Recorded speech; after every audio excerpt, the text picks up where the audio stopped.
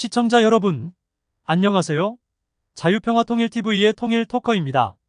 이번 88회 방송은 김정은 시대의 우리식 조선인민군 시리즈 마지막 순서로 김정은 시대의 전쟁 수행 방법인 인민군 용병의 특징이 무엇인가에 대해 방송하겠습니다. 지난 86회와 87회 방송에서 핵무기 중심의 핵전쟁관 및 핵미사일로 무장한 전략군 중심의 인민군이라는 김정은 시대의 북한군 전쟁관과 양병의 특징을 분석해보았습니다. 이런 변화된 북한군의 전쟁관과 양병의 특징은 북한군 용병체계에 영향을 미쳤을 것입니다.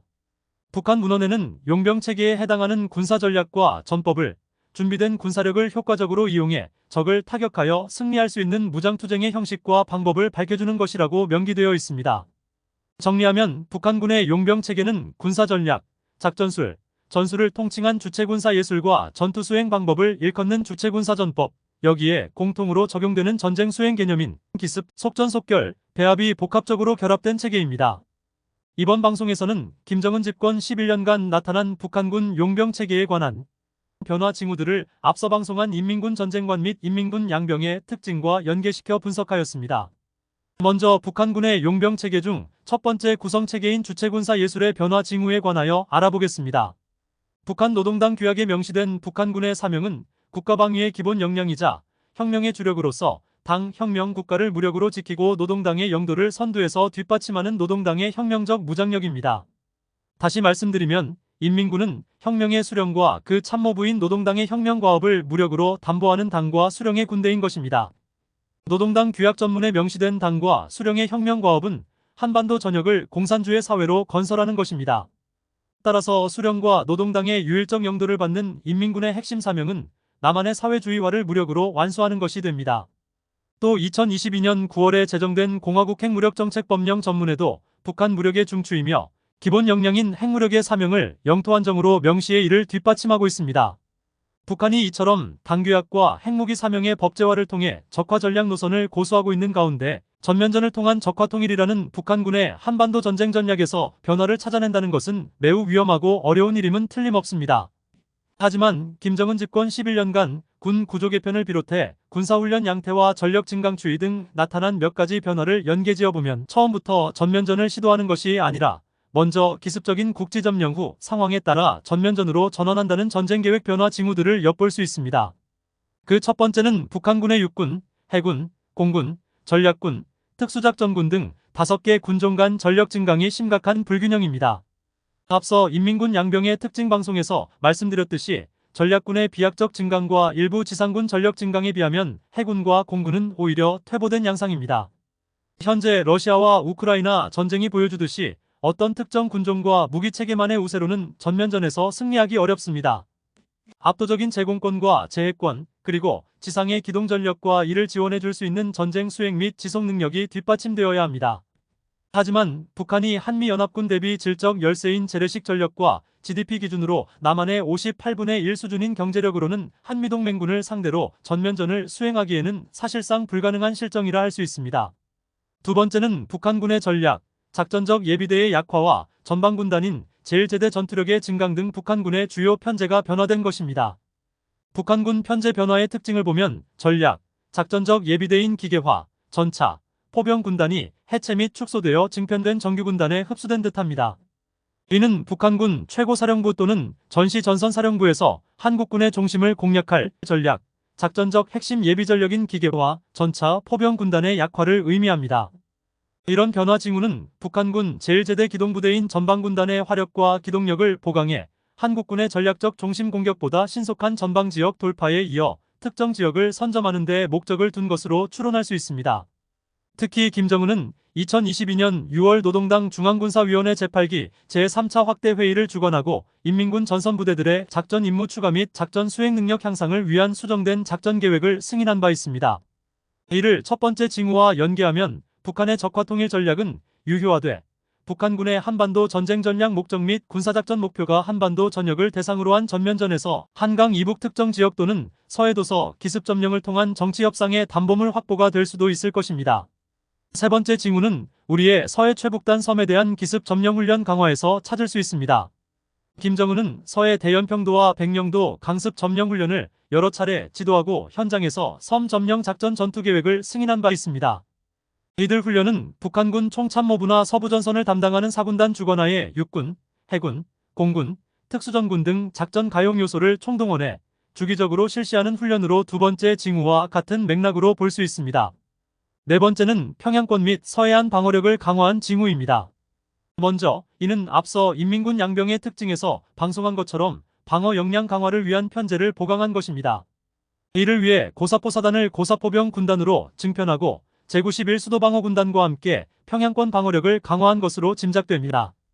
다음으로 훈련을 통한 방어력 강화인데 김정은은 동해와 서해의 섬 방어대들을 수십 차례 반복 방문해 불시 사격 명령 하달, 해안 차단물 견고성 확인, 지상 포병과 해상 전투함과의 화력 협조 및 지휘체계 확인 등 방어 태세를 점검했습니다.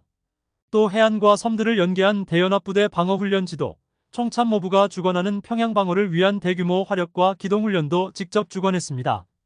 김정은의 이러한 조치는 우리의 전방지역 및 서해 북단 도서 기습 점령, 미사일과 장사정포에 의한 우리 영토 공격, 천안함 폭침과 같은 주체불명을 위장한 도발 등 북한군의 선제 공격 시에 한미동맹군이 취할 반격에 대비한 조치로 볼 수 있을 것입니다.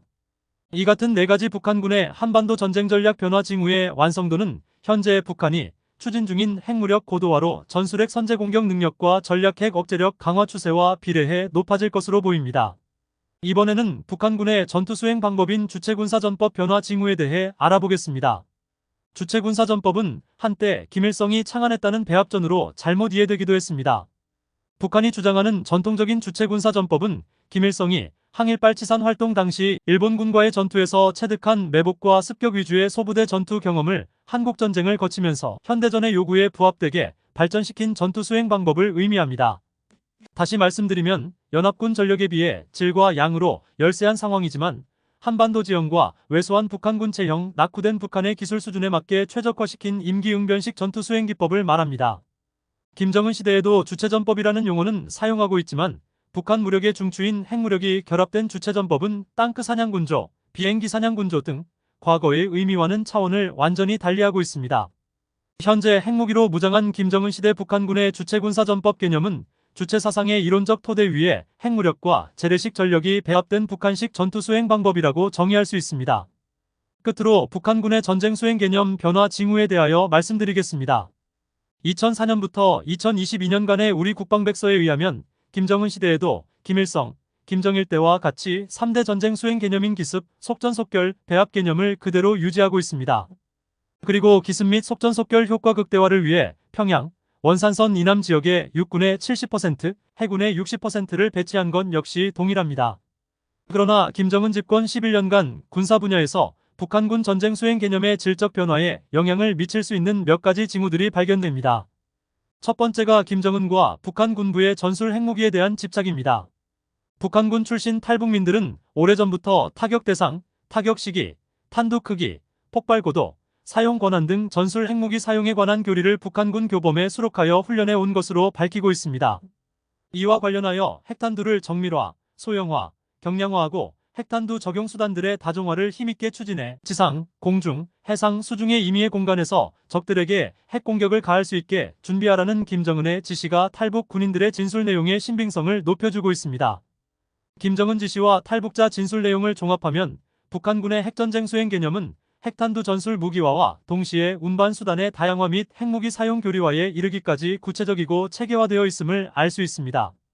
전술핵의 실전 배치는 기습, 속전속결, 배합이라는 북한군의 전통적인 전쟁 수행 개념을 완전히 바꿔놓을 것입니다. 두 번째는 전략, 작전적 예비 전력의 다수를 제1제대인 전방군단의 화력과 기동력 보강에 투입한 것입니다.